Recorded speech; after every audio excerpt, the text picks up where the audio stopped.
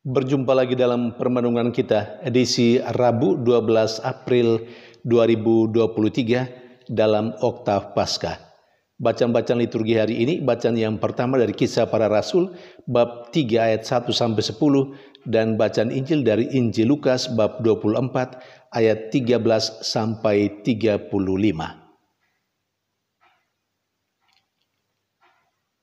Kematian Yesus Kristus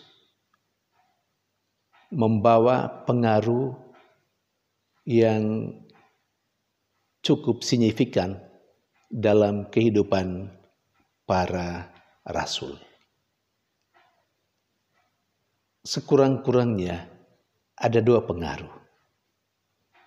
Di satu sisi, penderitaan dan kesengsaraan, bahkan kematian Yesus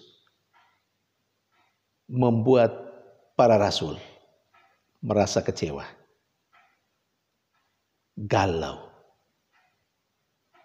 karena Yesus guru yang luar biasa, yang punya kekuatan dan kuasa, malah menghadapi kematian dan kematian yang tragis.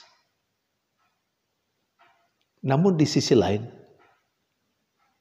kematian Yesus dan kebangkitannya membawa pengaruh yang agak positif, yakni pemahaman yang baru tentang hidup yang berbagi. Terutama para rasul mulai memahami hidup Yesus yang mau menderita, yang kemudian mati, dikuburkan, lalu bangkit pada hari yang ketiga, adalah sebuah hidup yang berbagi. Saudari dan saudara yang terkasih, dua aspek itu diceritakan baik bacaan pertama maupun bacaan yang kedua, bacaan Injil. Bacaan yang pertama berbicara tentang pemahaman baru yang ada dalam diri para rasul, sekurang-kurangnya yang telah diperlihatkan oleh dua orang rasul Yesus, yakni Petrus dan Yohanes. Terutama pemahaman baru itu muncul sesudah peristiwa Pentakosta, di mana Roh Kudus turun, Roh Yesus sendiri turun untuk memberikan pemahaman kepada para rasul Yesus mengenai apa yang sudah terjadi dengan Yesus, termasuk kesengsaraan, penderitaan, kematian, dan kemudian kebangkitan. Mereka akhirnya mengerti hidup Yesus yang seperti itu adalah hidup yang berbagi, hidup yang menghidupkan orang lain, hidup yang membahagiakan orang lain. Karena itu ketika berhadapan dengan seorang yang sakit lumpuh sejak lahir, yang terbaring di pintu gerbang bait Allah, pintu gerbang indah, dia berbaring dan kemudian meminta sedekah pada setiap orang yang lewat. Lalu sampailah gilirannya pada Petrus dan Yohanes. Dia juga melihat mereka, si lumpuh itu, melihat mereka dan berharap mereka akan memberikan sesuatu kepadanya. Petrus menangkap apa yang menjadi harapan si lumpuh itu. Petrus berkata kepadanya, "Emas dan perak tidak kami miliki, tetapi apa yang ada pada kami akan kami berikan. Dalam nama Yesus, engkau disembuhkan." Karena yang mereka miliki adalah iman akan Yesus. Itu satu-satunya yang mereka punyai. Itu harta kekayaan yang mereka miliki. Dan itulah yang mereka berikan. Dalam nama Yesus, orang lumpuh itu disembuhkan. Saudari dan saudara yang terkasih, berbagi dalam hidup tidak mesti dalam arti material. Kalau itu ada, silakan bersedekah. Tetapi berbagi harus dipahami dalam arti yang lebih luas. Apa saja yang kita miliki, pikiran, kemudian waktu, tenaga, kemampuan, talenta, keterampilan yang kita miliki, kita berikan itu untuk orang lain.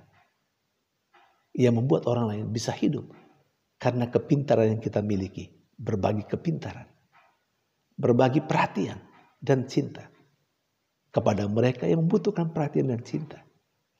Itu hidup yang berbagi. Dan saya kira kita semua memiliki hal itu. Aneh kalau kita tidak bisa berbagi. Kalau kita memang belum mampu berbagi, artinya kita belum memahami seperti apa hidup Yesus. Semoga kita memiliki pemahaman baru. Yesus telah menderita, mati dan bangkit. Itu adalah sebuah hidup yang berbagi. Maka baiklah kita mau berbagi apa yang kita miliki.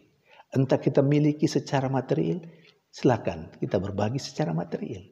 Tetapi kalau kita tidak memiliki hal-hal secara material, kita memiliki hal-hal yang lain. Kita memiliki talenta, kemampuan, waktu, tenaga. Itulah yang kita berikan kepada orang lain. Sementara dalam bacaan Injil,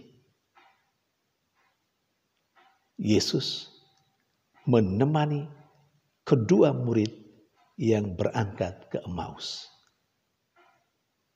Hal lain yang menjadi atau yang dialami oleh para rasul Yesus ketika Yesus menderita dan mati adalah rasa kecewa, rasa galau.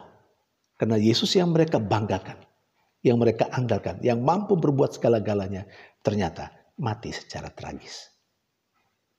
Kekecewaan itu, rasa galau itu, mendorong kedua murid keluar dari keseharian mereka, dari perkumpulan mereka. Mereka pergi ke Emmaus, menghirup udara baru, melepaskan rasa galau itu. Dan rasa galau itu mereka ungkapkan ketika bertemu dengan Yesus. Saudari dan saudara terkasih, penderitaan yang kita hadapi seringkali juga membuat kita merasa kecewa. Kecewa terhadap Tuhan. Terkadang kita mempersoalkan atau kita mempertanyakan lagi kebaikan Tuhan ketika kita mengalami kekecewaan atau ketika kita mengalami penderitaan yang bertubi-tubi. Ketika kita mengalami kesulitan hidup yang bertubi-tubi, lalu kita mempertanyakan kebaikan Tuhan. Kita mungkin juga kecewa terhadap Tuhan. Tapi ingat, pengalaman murid Emmaus memperlihatkan bahwa Tuhan tidak pernah meninggalkan mereka.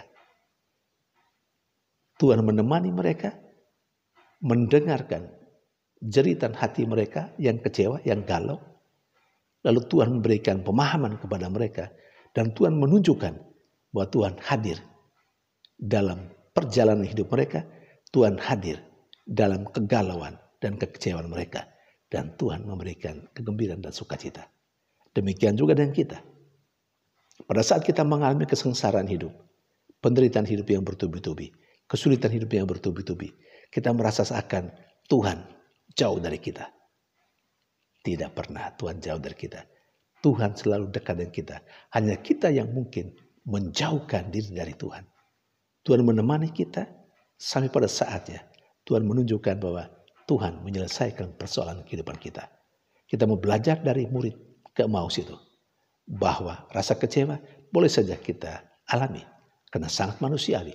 Tetapi kita harus ingat Tuhan pasti selalu menemani kita untuk menyelesaikan persoalan hidup kita. Tuhan memberkati.